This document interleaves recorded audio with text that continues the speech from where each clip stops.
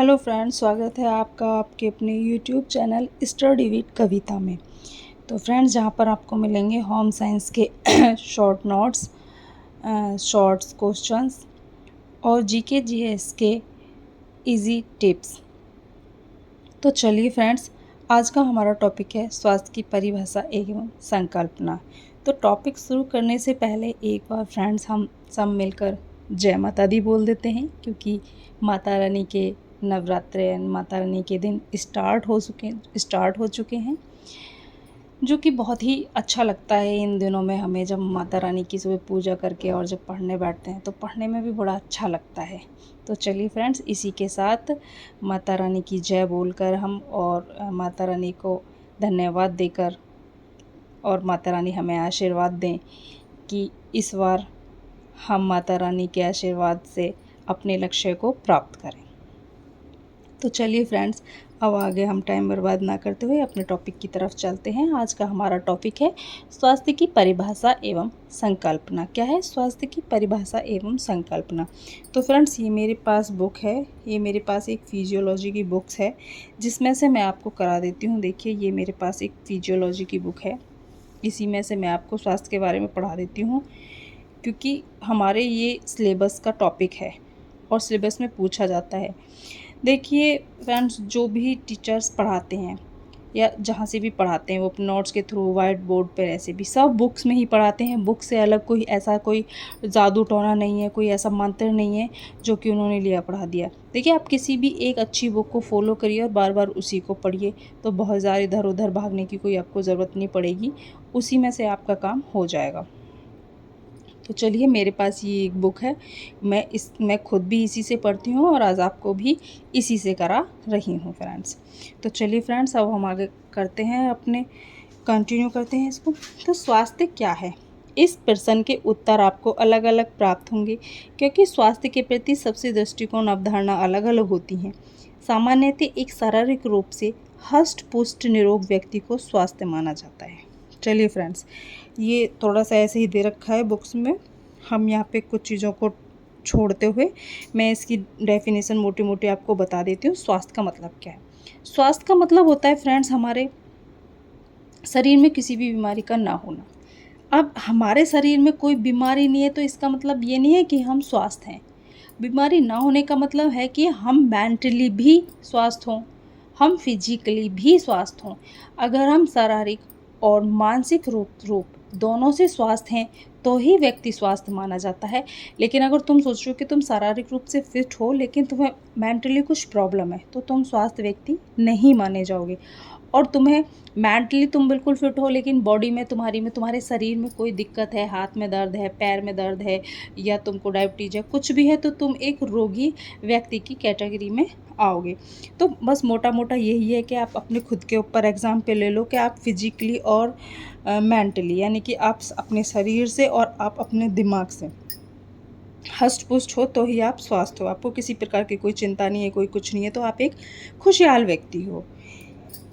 वैसे आप इस टाइम एक स्वस्थ व्यक्ति नहीं हो, क्योंकि आपको चिंता है अपने एग्ज़ाम की, इसीलिए आपको अपने एग्ज़ाम की चिंता है, तो आप एक स्वस्थ व्यक्ति कैसे हो सकते हो? लेकिन कोई नहीं फ्रेंड्स, ये चलो एक उसकी बात थी। आप सभी अपनी पढ़ाई पर ध्यान दो।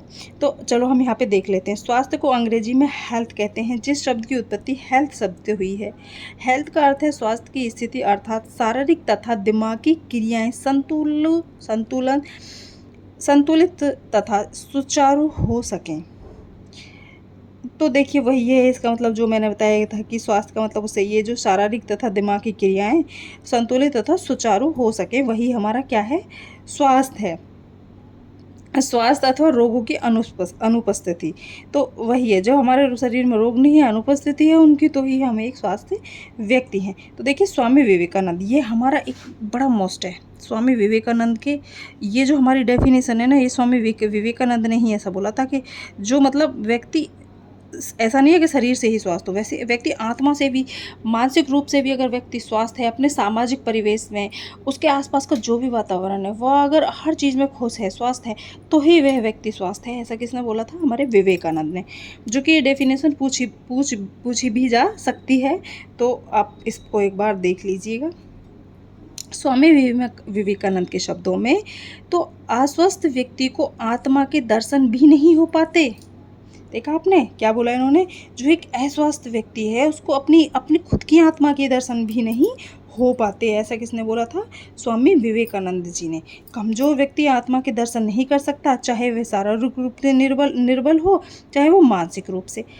अस्वस्थ व्यक्ति अपने जीवन के महत्व उद्देश्य प्राप्ति नहीं करता, क्योंकि उस व्यक्ति में आत्मविश्वास और सहनशीलता का अभाव होता है। तो यही माना जाता है कि स्वस्थ व्यक्ति निराशावादी नहीं होगा, वह आशावादी दृष्टिकोण रखता होगा, वह हर टाइम प्रयत्नशील रहता होगा। यानी कि आशावादी मतलब उसको कुछ ना कुछ करने की इच्छा, प्रयत्नशील वह कुछ ना कुछ मतलब कार्य करने के लिए पूरा प्रयत्न रहता है कि हाँ मैं तटस्थ मतलब कि एकदम तैयार, प्रयत्नशील मतलब तैयार, वो कोई भी कार्य करने के लिए तैयार रहता है। आशावादी कुछ ना कुछ आशा में लगा रहता है, किसी न किसी खोज में लगा रहता है। उसको एक चीज़ मिली तो क्या अब ये कैसे होगा, तो अब मुझे किसी, जैसे वो आपको टीजीटी का एलटी का एग्ज़ाम देना है, तो आप एक अगर मतलब आपको बस एक अपना दृष्टिकोण दिख रहा है, आप एक आशावादी एक स्वास्थ्य व्यक्ति हैं, तो आपको आशा है कि भाई आपको ये है कि हमारा एलटी का एग्ज़ाम हो गया, हमें सिर्फ उसी के लिए निरंतर लगा रहना है, प्रयत्नशील रहना है। और फिर आपका जैसे ही एलटी का एग्ज़ाम हो जाएगा तो फिर आप सोचोगे कि चलो हम नेट जेआरएफ दे लेते हैं, या फिर हम प्रोफेसर का, अगर आपका नेट जेआरएफ किसी का हो रखा है तो प्रोफेसर का एग्ज़ाम देते हैं, यूपीटीजीटी पीजीटी का देते हैं, इससे भी कोई और ऊपर एग्ज़ाम देते हैं। तो आपको एक चीज़ मिल गई, लेकिन आशावादी हो आप तो आप दूसरे की खोज में लग गए। तो स्वास्थ्य का महत्व अंग्रेजी की कहावत से सिद्ध हो जाता है, जिससे कहा गया है यदि आपने स्वास्थ्य खो दिया तो सब कुछ खो दिया। तो मतलब अंग्रेजी की कहावत में क्या है कि अगर आपने अपना स्वास्थ्य खो दिया तो सब कुछ खो दिया। जैसे कि यहाँ पे लिखा है, if wealth is lost nothing is lost, but if health is lost everything is lost. तो ये हमारा हो ही गया कि अगर आपने स्वास्थ्य खो दिया तो सब कुछ खो दिया। तो देखिए, विदेशों में लोग स्वास्थ्य के प्रति बड़े जागरूक हैं, लेकिन अभी हमारे यहाँ भारत में ऐसा नहीं है। लोगों को लगता है कि जब लोगों को कुछ प्रॉब्लम होती है तभी वो अपना ट्रीटमेंट कराने हॉस्पिटल्स या क्लिनिक्स जाते हैं। अच्छा, बोला जाता है कि इंसान को 1 साल में या 6 महीने में, चलो 6 महीने तो देखो एक आम इंसान तो 6 महीने या 1 साल में नहीं करा सकता, लेकिन 2-4 साल में ऐसा बोलते हैं, 1 साल या 2 साल में उसको अपने मोटे-मोटे टेस्ट हैं जो थोड़े बहुत करा लेने चाहिए, जैसे ब्लड वगैरह है, थोड़ा-थोड़ा टेस्ट हम करा सकते हैं। एक रूटीन टेस्ट होता है जिसको क्या बोलता है, रूटीन टेस्ट होता है, 500, 700, 2000 समथिंग हो जाता है। लेकिन इन चीज़ों का विदेशों में बहुत अलर्ट है, लोग इस चीज़ के लिए प्रति वो जागरूक है, पर भारत में ऐसा नहीं है। भारत में लोग टेस्ट कराने जब जाते हैं, कब जाते हैं, भैया बुखार आ गया, पहले तो जो घर टैबलेट रखी है बुखार की, फीवर की जो रखी है, खा लो भैया उसी को, उसके बाद अपना घरेलू ट्रीटमेंट करेंगे। फिर जब बुखार तब भी ठीक नहीं होगा या कोई भी बीमारी है, पहले खूब घरेलू ट्रीटमेंट करेंगे। जब उनको लगेगा कि नहीं भैया अब तो चलना ही पड़ेगा, अब कुछ नहीं होने वाला है इन सब चीज़ों से, जब जाके वो डॉक्टर के पास जाएंगे और तब उनको डॉक्टर बोलेगा कि भाई टेस्ट करा के आओ, तब वो टेस्ट करा के आएंगे। तब जाके वो, उससे पहले वो अपने शरीर को और बीमारियों से जकड़वा लेते हैं, क्योंकि पहले से इतना ट्रीटमेंट ले लेते हैं कि उसमें वो बीमारियां घटने की वजह और बढ़ जाती है। हाँ, आयुर्वेद के अकॉर्डिंग हम कुछ सही चीज़ें लें तो हमारी बीमारियां कम भी हो सकती हैं, पर लेकिन लोगों को इस चीज़ के बारे में जानकारी नहीं होती, नॉलेज नहीं होती कि किस टाइम पर हमें किस बीमारी में कौन सी चीज़ लेनी है। तो उसकी वजह से उनको प्रॉब्लम हो जाती है, लेकिन वो टेस्ट कराने तब जाते हैं जब बीमारियां बहुत ज़्यादा बढ़ जाती है। तो चलिए इसकी हम और एक और डेफिनेशन देख लेते हैं। J.F. विलियम के अनुसार स्वास्थ्य जीवन का वह गुण है जो व्यक्ति विशेष को लंबे समय तक जीवित रहने तथा उत्तम सेवाएं प्रदान करने योग्य बनाता है। क्या है स्वास्थ्य व्यक्ति का? जो व्यक्ति को लंबे समय और व्यक्ति को जीवित रहने का उत्तम सेवाएं प्रदान करने योग्य बनाता है। तो चलिए फ्रेंड्स, स्वास्थ्य की ये परिभाषा ये हमने पढ़ ली है। अब हम आगे देखते हैं, इसमें हमारे WHO ने जो मतलब कुछ मूलभूत अधिकार या मूलभूत जो WHO ने कोशिश की हैं, कब कब क्या क्या कोशिश की हैं वो हैं। देखो, जैसे विश्व स्वास्थ्य, किसी भी समाज या राष्ट्र की सबसे बड़ी पूंजी उसके स्वास्थ्य नागरिक हैं। ये तो बिल्कुल फैक्ट है कि किसी भी समाज या किसी भी राष्ट्र की जो सबसे बड़ी पूंजी है उसके स्वास्थ्य नागरिक होते हैं। हर राष्ट्र, हर समाज, संस्कृति में स्वास्थ्य का अर्थ तथा रूप थोड़ा निम्न रहता है, मतलब कि अलग अलग होता है। जो पुराने समय की संस्कृति थी, सभ्यता थी, उसमें स्वास्थ्य बीमारी से जोड़ा गया था। माना गया था कि स्वास्थ्य अर्थात रोगों की अनुपस्थिति, मतलब कि वही है कि अगर शरीर में रोग नहीं है तो वही स्वास्थ्य है, उसकी अनुपस्थिति। तो ये थोड़ा-सा हम यहाँ पे भी देख लेते हैं। आज विश्व स्वास्थ्य संगठन द्वारा इस दिशा में अनेक योजनाएँ प्रारंभ की जा रही हैं। विश्व स्वास्थ्य पर स्वास्थ्य की चर्चा 1940 से 1942 के बीच हुई, किंतु विशेष महत्व नहीं दिया गया। पिछले 25 से 30 वर्षों में यह समझा गया कि स्वास्थ्य नागरिक किसी भी देश की उन्नति तथा खुशहाली में बांधक है। तब स्वास्थ्य को मनुष्य का मूलभूत अधिकार माना गया। यह एक सामाजिक उद्देश्य माना गया। 1977 में विश्व स्वास्थ्य संगठन के स्वास्थ्य को सामाजिक उद्देश्य मानकर यह लक्ष्य बनाया है कि वर्ष 2000 तक विश्व के सभी लोगों के लिए स्वास्थ्य उत्तम स्तर तक प्राप्त किया जाए।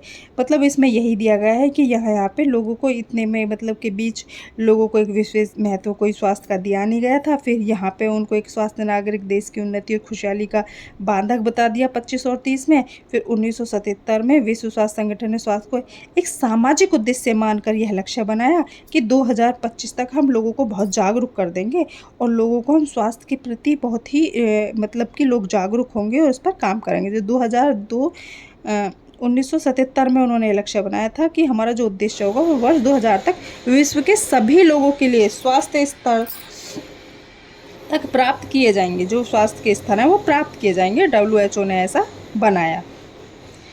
तो इसमें आगे दिया गया है जो मतलब हमारा WHO ने इस चीज़ को 4 भागों में डिवाइड किया है कि प्राचीन समय में मनुष्य ज्ञान विज्ञान के सहारे आगे बढ़ने लगा है। तब से आज का स्वास्थ्य की बदलती अवधारणाओं को विद्वानों ने 4 भागों में बांटा है, जिनका विवरण आगे प्रस्तुत किया जा रहा है। स्वास्थ्य की बदली हुई अवधारणाएं, तो चलिए हम उनको आगे देख लेते हैं कि स्वास्थ्य की जो बदली हुई अवधारणाएं हैं वो कौन कौन सी हैं और क्या क्या हमारी अवधारणाएं हैं। तो हमारी इसमें प्रथम अवधारणा, तो जो हमारी इसमें फर्स्ट अवधारणा है वो क्या है। तो इसमें हमारी फर्स्ट अवधारणा है, यह अवधारणा शायद सबसे पुरानी अवधारणा रही होगी, क्योंकि प्रारंभ में स्वास्थ्य का संबंध चिकित्सा से ही माना जाता था। क्योंकि स्वास्थ्य व्यक्ति वही माना जाता था जो निरोगी हो और रोगी होने पर उसका उपचार होना आवश्यक है ताकि वह पुनः स्वस्थ हो सके। इस अवधारणा को चिकित्सा अवधारणा नाम दिया गया। इसका आधार बीमारी कहाँ से कैसे आती है यह जानना था। इस क्षेत्र का सबसे पुराना आयुर्विज्ञान का आधार स्वास्थ्य शरीर के बीमारी को हटा कर उस शरीर को निरोग कर उसे स्वस्थ करना था ताकि व्यक्ति स्वस्थ होकर पुनः अपना काम कर सके। सॉरी फ्रेंड्स, दिखाई नहीं दे रहा होगा आपको। तो इसमें हमारा फर्स्ट अवधारणा में हमारा यही माना गया है कि उन्होंने ये बोला है कि शायद पुराने समय में यह अवधारणा रही होगी कि जो व्यक्ति निरोगी है, जो स्वास्थ्य व्यक्ति है, जो चिकित्सा से ही उसका संबंध चिकित्सा से माना जाता था। स्वास्थ्य व्यक्ति ही माना जाता था जो निरोगी हो और रोगी होने पर उसका उपचार होना आवश्यक हो। मतलब अगर कोई व्यक्ति रोगी है और उसका उपचार हो सकता है तो वही उनका मतलब उसी स्वास्थ्य से था। ऐसा प्रथम अवधारणा में, यानी कि पुराने टाइम में हमारे। फिर आता है हमारा इकोलॉजिकल अवधारणा। इकोलॉजिकल अवधारणा में है जब यह समझ आने लगी कि बीमारियों का उद्गम प्रदूषण तथा पर्यावरण भी है।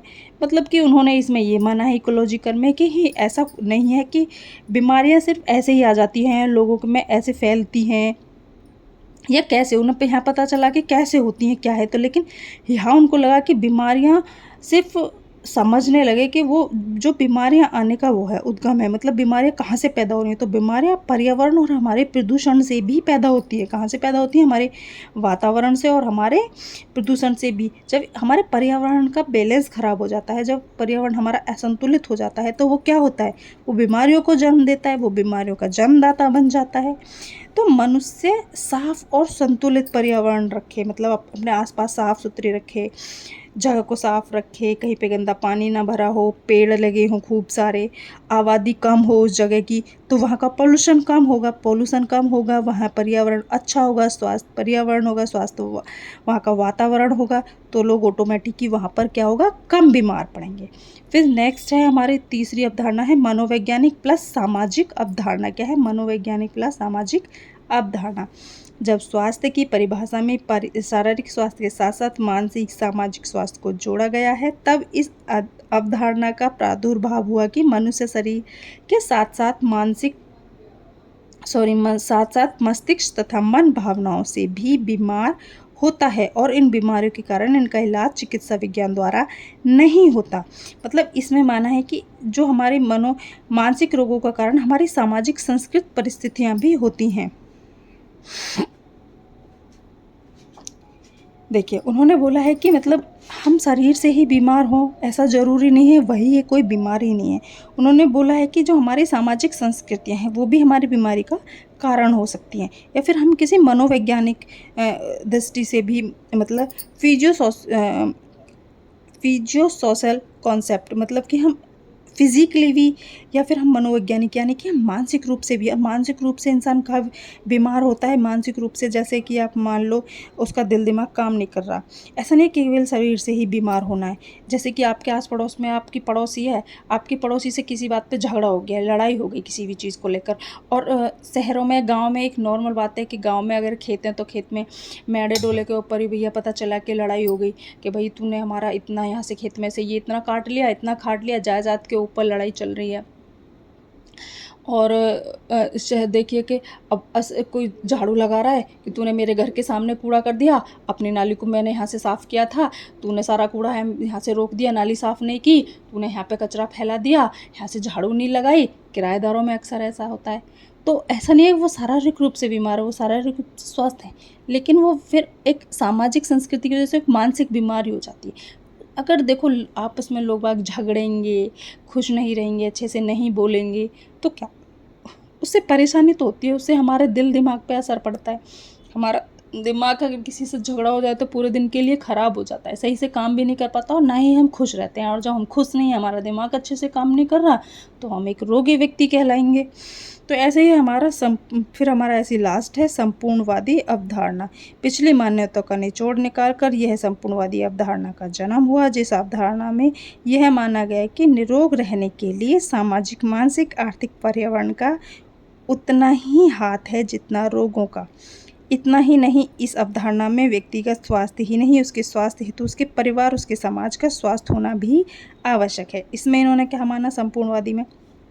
संपूर्ण, मतलब इन्होंने इन संपूर्ण पूरी चीज़ का एक निचोड़ निकाल लिया। जो पीछे 3 हमने पढ़ी हैं, इन तीनों का इन्होंने निचोड़ निकाला, और इन तीनों का निचोड़ निकाल के इन्होंने ये निष्कर्ष निकाला कि भाई व्यक्ति अगर शरीर से ही दुखी हो तो ही वो बीमार नहीं है। वो अगर अपने परिवार से परेशान है, समाज से परेशान है, कोई उसे मानसिक परेशानी है, अपने आसपास के वातावरण से परेशान है, पर्यावरण से परेशान है, प्रदूषण से परेशान है, उसे अगर कोई भी अगर परेशानी है, वो सामाजिक हो, राष्ट्र से रिलेटेड हो, समाज से हो, तो वह व्यक्ति भी बीमार माना जाएगा, यानी कि वो रोगी व्यक्ति माना जाएगा। उस व्यक्ति को हम एक स्वास्थ्य व्यक्ति की कैटेगरी में नहीं रखते, स्वास्थ्य व्यक्ति नहीं मान सकते। तो चलिए आगे देख लेते हैं हम इसमें अब आगे क्या है। तो देखिए, इन्होंने हमारे स्वास्थ्य व्यक्ति, सबसे बड़ा महत्व यही है एक स्वास्थ्य व्यक्ति का। इन्होंने कुछ वो दिए हैं प्रकार के स्वास्थ्य व्यक्ति रहने की टाइप्स क्या क्या होते हैं। तो सबसे पहले स्वास्थ्य व्यक्ति को प्रसन्न रखता है। स्वास्थ्य क्या है? अच्छा स्वास्थ्य व्यक्ति को प्रसन्न रखता है, और उसके सोचने की शक्ति सही रहती है। बिल्कुल सही बात। व्यक्ति स्वस्थ रहेगा तो सोचेगा भी अच्छे से। कार्य क्षमता पर धनात्मक प्रभाव पड़ता है। धनात्मक मतलब वो अच्छे से अपनी लिमिट्स, मतलब ऋणात्मक गिरती हुई चीज़, और